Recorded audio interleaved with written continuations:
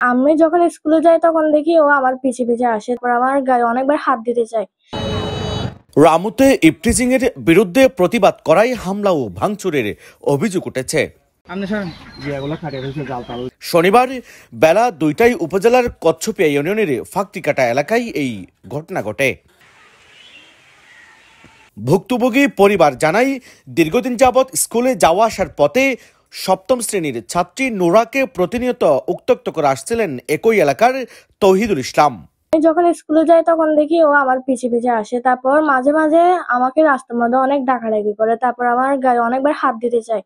তারপর ফলো করতে করতে মাঝে মাঝে একসাথে গাড়িতে করে আসতো, ডাকাডাকি করে। এছাড়াও অভিযুক্ত তৌহিদুল ইসলাম দীর্ঘদিন যাবৎ নুরার বাড়িতে ইট পাটকেল নিক্ষেপ করে আসছিলেন বলে অভিযোগ করেন তার বাবা নুরুল হাকিম।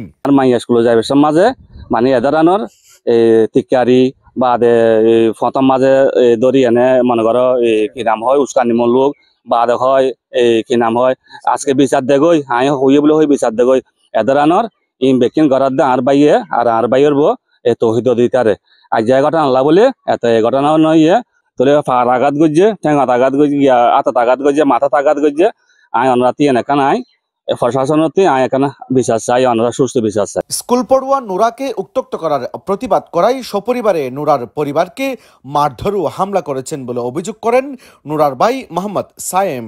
আমার বোন যখন স্কুলে যায় তখন ও বিভিন্ন রকম ইভটিজিং শুরু করে, তারপর হচ্ছে বিভিন্ন রকম হয়রানির শিকার করে।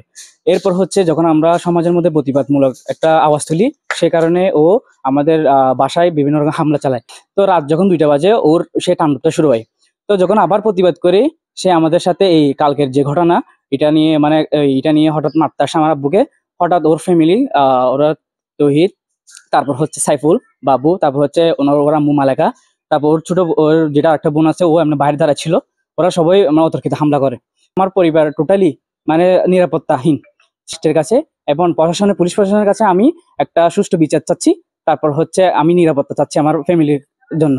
এদিকে এসব বিষয়ের সত্যতা জানতে অভিযুক্তের ভাই সাইফুল ইসলামের সাথে যোগাযোগ করা হলে তিনি ফোন রিসিভ না করায় বক্তব্য নেওয়া সম্ভব হয়নি।